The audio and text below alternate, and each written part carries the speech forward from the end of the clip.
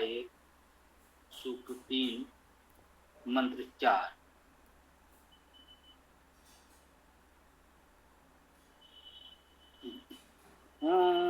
अग्निरक्षाणो अहंसा प्रतिस्म देवरीशतः कपिष्ठै अजरोदः। अग्नि, हे अग्नि, अग्नि के स्वरूप परमेश्वर। रक्षा का अर्थ है रक्षा करो, एक क्रियापद है। नो नो न, एक ही बात। नह में विसर्ग काओ हुआ तो नु हो गया, और वैदिक भाषा के प्रभाव से नाकाणा हो गया। मूर्धन उच्चारण की प्रधानता है, तो नाकाणा हो गया, नो हो गया। नह हमारे लिए। अहंसा, अहिंसा शब्द के अर्थ लोग अलग अलग प्रकार के करते हैं। यहां पर किया गया है प्रकाशमान। अग्नि रक्षाणो अहंसा प्रतिस्म देवरीशता।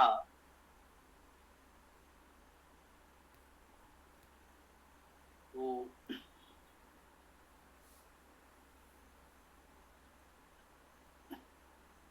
अहिंसा में अह धातु माने इसका अर्थ प्रकाशित होना, चमकना, शब्द करना, कुटिल गति करना, मथना भी है। अहिंसा का अर्थ कहीं कहीं पाप अपराध से भी ले लिया गया। इसके जो धातु अर्थ भी हमने देखा तो उसमें एक अर्थ आया है कुटिल गति करना, कुटिलता के अर्थ को ध्यान में रखते हुए कहीं कहीं इसका पाप का अर्थ कर दिया गया है, अपराध का अर्थ कर दिया गया है। हम ऐसे ही कह सकते हैं कुटिलता से। अग्नि रक्षाणो अहिंसा, तो इसको हम प्रकाश का अर्थ लें सकारात्मक अर्थ में, या कुटिलता का अर्थ ले सकते हैं। प्रकाश के द्वारा हम रक्षा कर सकते हैं। अंधकार में भय होता है, प्रकाश हो तो हम अपने आप को सुरक्षित अनुभव करते हैं।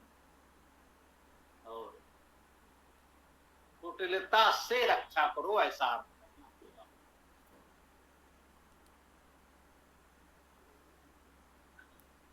अहिंसा में पंचमी और षष्ठी दोनों विभक्तियां हो सकती हैं।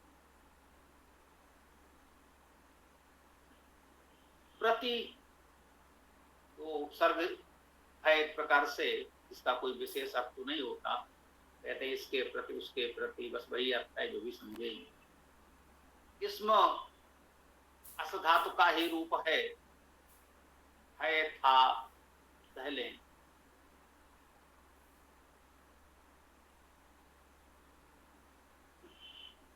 संस्कृत में इसमें भूतकाल के अर्थ में भी आता। धातु तो अस है ही, तो इसका अर्थ था होता। किसी भी क्रिया के साथ इसमें लगा दें तो वो भूतकाल हो जाता है। वेद में ये नियम कितना मान्य है कह नहीं सकते।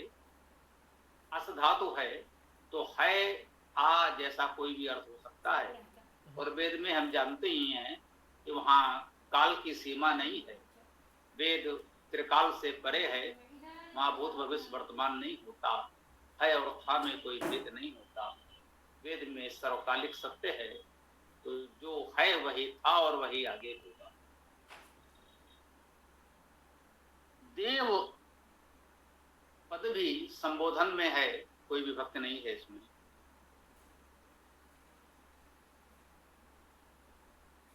ऋषता एक पद और आया।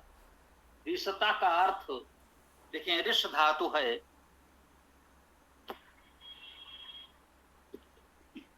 तो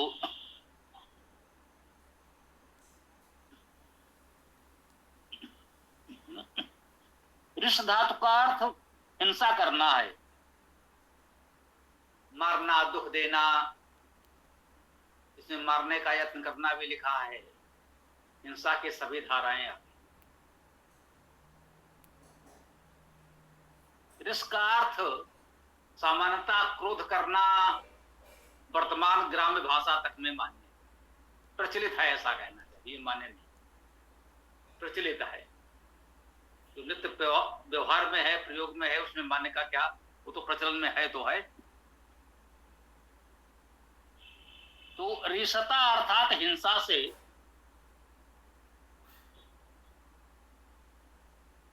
कह रहे हैं, हे देव हमको हिंसा से प्रतिरक्षण करो, ये अग्नि रक्षाणो अहिंसा, हमें कुटिलता से बचाओ, कुटिलता से रक्षा करो। प्रतिस्म देवरी सतः, हे देव हमें हिंसा के प्रति रक्षा करो। अभी रक्षा एक बार धातु आ गया, क्रिया आ गई, ये यहां भी आ जाएगा। इसमें कह दिया, उसी के साथ जोड़कर पढ़ लीजिए। ये वैदिक भाषा की शैली है। वैसे तो काव्य में ये होता ही है, मानकर चलें वेद में और भी विशेष रूप से होता है। बहुधा उपसर्ग भी आ जाता है तो धातु अपने आप मान लीजिए। कहीं ना कहीं मंत्र में उस धातु का संकेत हो गया होगा। पुनः पूरी धातु नहीं लिखेंगे, केवल उपसर्ग लिख देंगे। उस धातु को यहां भी पढ़ के अर्थ कर लीजिए, ऐसा होता है यहां। कह रहे हैं, हे देव हमें हिंसा के प्रति भी रक्षा कीजिए, उससे भी बचाइए। तपिष्ठई, हाँ, लेकिन ये सब होगा कैसे? तपिष्ठय, तपिष्ठों द्वारा, तपिष्ठों के साथ, जो अत्यंत तपस्वी है। थोड़ा बहुत तप का प्रयास तो हम सभी यदा कदा कर ही लेते हैं। आज ये व्रत है, आज ये उपवास है, चलो कोई बात नहीं, आज ये कार्यक्रम कर ही लेते हैं, ये अनुष्ठान कर ही लेते हैं। इस प्रकार के छोटे छोटे तप यदा कदा हम लोग करते रहेंगे, तो वो हमारी बात नहीं करता।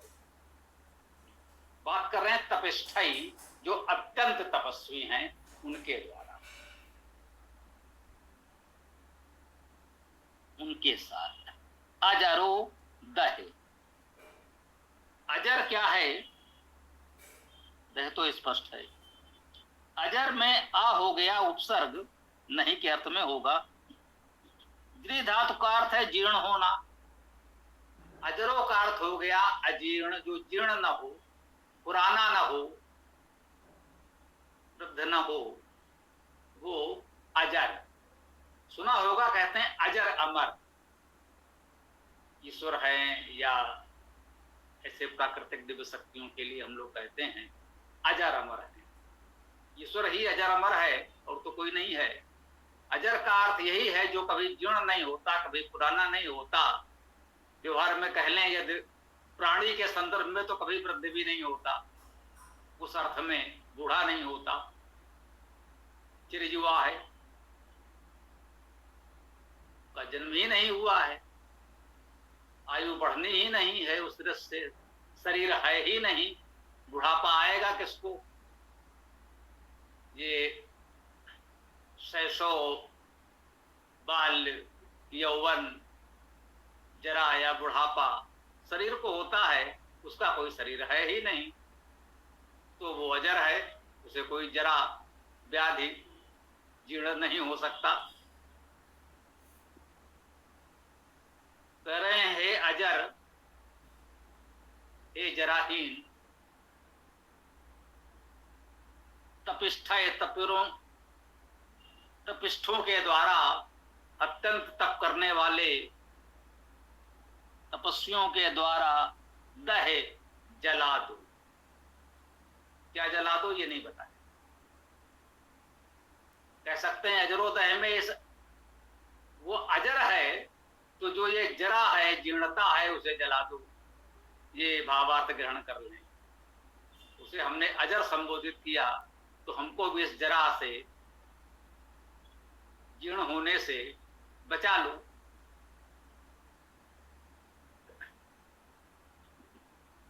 सामवेद में यही अच्छी बात है। छोटे छोटे सुंदर गान के योग्य मंत्र हैं, बहुत इसमें बुद्धि विलास नहीं है, बहुत बौद्धिक रूप से मंथन नहीं करना है, वो सीधी सरल बात है, समझ में आने योग्य है। इसलिए प्रारंभ में दशकों पूर्व हमारा विचार यही था कि सामवेद चारों वेदों में सबसे छोटा भी है, आकार में लघु है, मंत्र संख्या के दृष्टि से भी, और कुल आकार में बहुत छोटा है चारों वेदों में। तो ये छोटा सा सामवेद ही लोगों तक पहुंचाया जाए, प्रयास किया जाए। तो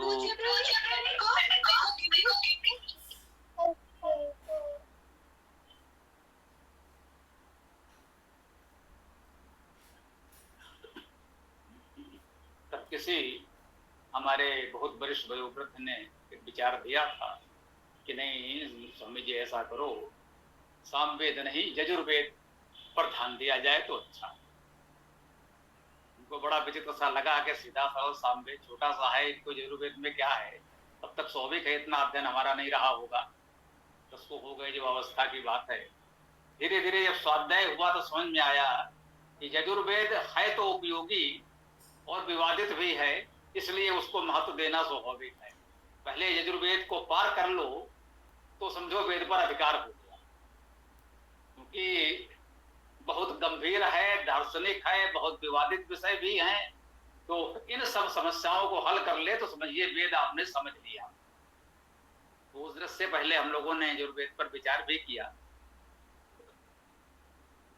लेकिन अब ये सबको अनुभव होगा कि सामवेद प्रचार प्रसार के दृष्टि से वास्तव में कुछ अधिक सरल सरस है। छोटे छोटे गायत्री छंद के ही मंत्र अभी तक तो मिल रहे हैं। इतनी सरलता से बात गायत्री के 3 चरणों में छोटे छोटे वाक्यों में 3 बात कहने का प्रयास किया गया।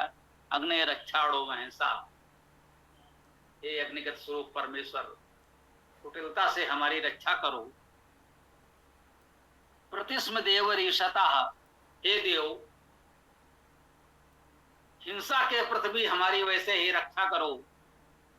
तपस्थय अजरोदय, हे अजर तपस्वियों के द्वारा ये जो जरा जीर्णता है उसका दहन कर दो। कितनी सीधी सरल बात बताई गई। तो आइए अगले मंत्र पर भी विचार करते हैं।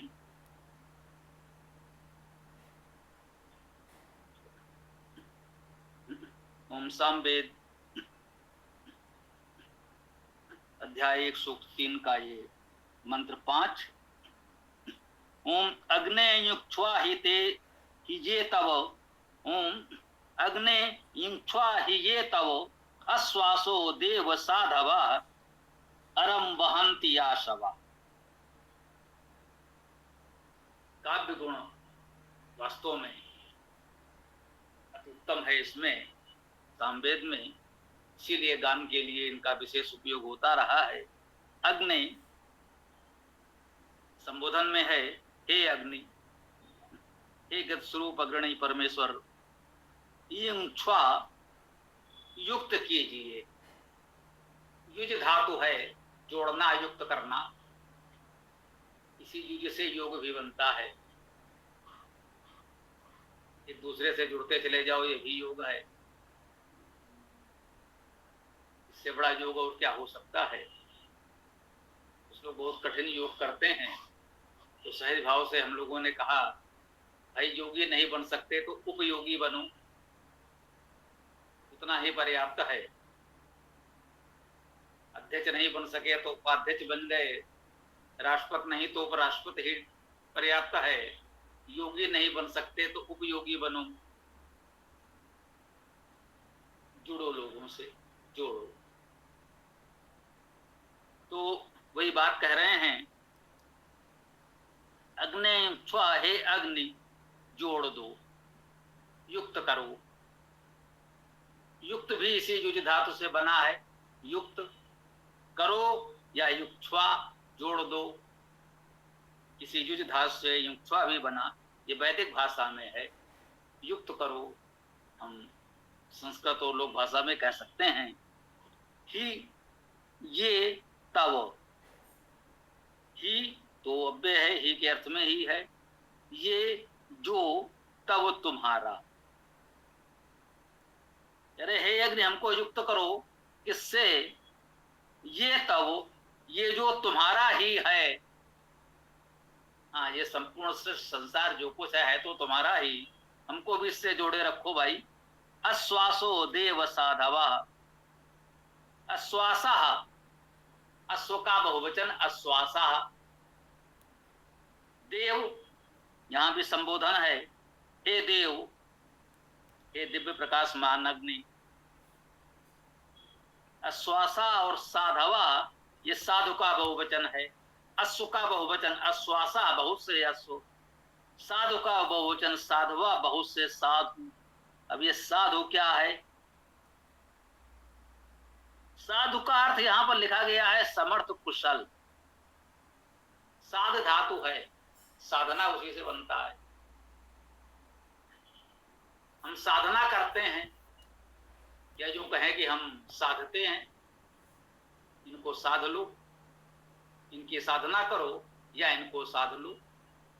हम कहेंगे भाई दर्शन करो, सीधे बोलचाल में कह सकते हैं देख लो। देखना दर्शन करना बात एक ही है। एक संस्कृत में साहित्यिक भाषा में उस शालीनता से कही गई एक बात हमने बोलचाल में कह दी, भाई देखो, दर्शन करो और देखो, बात एक ही है। तो साधना करो या साधो, साध लो, बात एक ही है। साधवा साधु कौन है, जो साध लेते हैं, जो भी उनका लक्ष्य है उसको साध लिया, वे साधु कहलाए। जिनमें साधने का गुण है, जो साध सकते हैं, वे साधु हैं। साध धातु का अर्थ क्या हुआ, पूर्ण करना, सिद्ध करना, जय पाना, जीतना, यशस्वी होना और साधना करना तो है ही। वो तो साध धातु से ही साधना बन रहा है। तो साध धातु का अर्थ सीधा सीधा हो गया साधना करना। अब प्रश्न होगा कि भाई साधना क्या है, तो उसको स्पष्ट किया गया पूर्ण करना, सिद्ध करना, जय पाना, जीतना, यही साधना। किसी को जो कुछ हम चाहते हैं उसे हमने जीत लिया, जो कार्य करना चाहते उसे पूर्ण कर लिया या सिद्ध कर लिया, जो भी हमारा लक्ष्य था उसे हमने पूर्ण किया, सिद्ध किया, यही साधना। साधना से ही सिद्धि, इसी साध धातु से सिद्ध भी बन गया। जिसने साधना कर ली वो सिद्ध हो गया, जो साधना कर रहा है वो साधु हो गया। तो इसका अर्थ है पूर्णता से, सिद्ध से, किसी कार्य को पूर्ण करने के लिए, सिद्ध करने के लिए जो हम प्रयास करते हैं वही साधना है। और जो ऐसा कर रहे हैं वे साधु हैं, उनका बहुवचन साधवा, साधु। हे देव, अश्वासो अर्थात व्यापक, अश्धातु का अर्थ व्याप्त होना,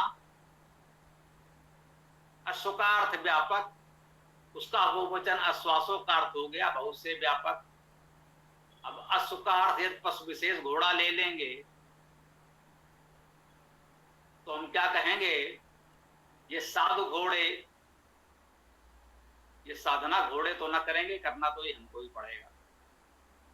हाँ, ये मनुष्य का ही विशेष सामर्थ्य है जो हम इस विशेष प्रकार की साधनाएं कर लेते हैं। शेष पशुओं के सामर्थ्य सीमित है, उनको हम अपने प्रयासों से कुछ सिखाकर अपने अनुकूल बना लेते हैं। अन्यथा जो प्राकृतिक रूप से गुण वो सीख कर जन्म लेते हैं बस वही उनके पास होता है। कुछ विशेष सीखने करने का, कुछ विशेष साधना का सामर्थ्य मनुष्य के अतिरिक्त अन्य प्राणियों पशुओं में नहीं। तो अश्वासा का अर्थ स्पष्ट है, यहाँ व्यापक से ही अर्थ है, किसी पशु विशेष से नहीं लिया जा सकता। कह रहे हैं हे देव, ये साधु, ये व्यापक साधु जो हैं, व्यापक भावना वाले जो साधु हैं, ये सब तुम्हारे हैं। कि ते, कि ये तवाह, ये तब, ये व्यापक भावना वाले जो साधु हैं, हे देव अग्नि, इनसे हमें भी युक्त कर दो, इनके साथ जोड़ दो। यदि हम इन साधुओं के साथ जुड़ गए तो धीरे धीरे हम भी साधु हो ही जाएंगे। अरम वहंती आसवाह, क्यों भाई? ये अश्वासा, इन अश्वों से, इन व्यापक साधुओं से जोड़ने की बात कही क्यों? क्योंकि अरम वहंती आसवा, वहंती वहन करते हैं, आसवा ये आसुगण, व्यापक, ये जो व्यापक भावना वाले ये साधु जिनको कहा गया, ये अरम वहंती, ये अरम को, अर को वहन करते हैं। ये अरम क्या है?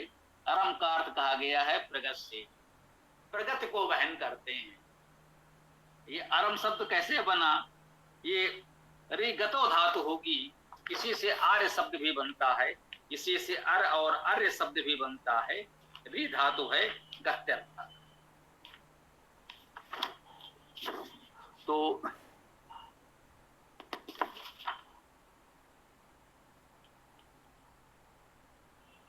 इसी रि धातु से मुख्य अर्थ इसका गति करना ही है, और गति कराना, संचालन करना ऋत शब्द का भाव हो जाता है, इसी से बनता है, इसी से ऋतु बनता है। जो ऋतु चक्र की गति है, कह लें जिस प्रकार से ये काल चक्र, ऋतु चक्र, संवत्सर चलता है, उसे ऋतु कहते हैं। यहाँ भी ये गति का ही भाव है। ऋतु वो व्यवस्था है जिससे संपूर्ण सृष्टि की गति हो रही है। और अर्य और आर्य भी इसी ऋगतो धातु से बनते हैं। इसका अर्थ भी यही हुआ, जो गतिशील हैं, प्रगतिशील हैं, वही आर्य हैं। जो जड़ हैं वे आर्य नहीं होते। जो जड़ बुद्धि हैं, रूढ़िवादी हैं, किसी भी रूढ़ में बंधे हैं, वे आर्य नहीं होते। आर्य वे होते हैं जो प्रगतिशील विचारों के लोग होते हैं, नित्य नए विचार को ग्रहण करने के लिए तत्पर होते हैं, सत्य और असत्य का विचार करते हैं, नए पुराने का विचार नहीं करते कि हमारे फलाने अमुक विद्वान गुरुजी कह गए थे तो बस वही हमें करना है। ये आर्यों के लक्षण नहीं है। आर्य के लक्षण तो ये हैं कि सत्य के ग्रहण करने और असत्य के त्याग के लिए सदैव तत्पर रहना चाहिए। वेद वाक्यम प्रमाणम चलेगा, बाबा वाक्यम प्रमाणम नहीं चलेगा। चाहे जितना महान व्यक्ति कह गया हो, यदि वेद के अनुकूल नहीं है तो वो मान्य नहीं है। यदि वो तर्क के अनुकूल नहीं है, प्रत्यक्ष प्रमाण के अनुकूल नहीं है, सृष्टि क्रम के अनुकूल नहीं है, तो वो मान्य नहीं होगा, चाहे जितना महान व्यक्ति कह गया हो। जो व्यक्ति ये बात कह गया है, ये उस पर भी मान्य है। उस व्यक्ति की भी बात मान्य नहीं है। मान्य केवल यही है, ये सिद्धांत मान्य है कि तर्क प्रमाण और वेद के अनुसार जो कुछ होगा वो हम मानेंगे, तब हम आर्य होंगे। तो कहा गया अरम, इसका अर्थ भी वही हुआ, प्रगति को। ये जो प्रगतिशीलता है, यही आर्यत्व है। इस अरम का अर्थ भी वही है जो आर्य का है। अरम वहंती आशवः, ये जो व्यापक हैं, व्यापक भावना वाले लोग हैं, वो इस प्रगति को वहन करते हैं, इस प्रगतिशीलता को वहन करते हैं। वो रूढ़वादिता, जड़ता से दूर रहते हैं। ये इस मंत्र का सुंदर भाव हम ग्रहण करते हैं और आज के इस मंत्र व्याख्या को यहाँ विराम देते हैं। आप लोग आगे अपने विचार प्रश्न रख सकते हैं।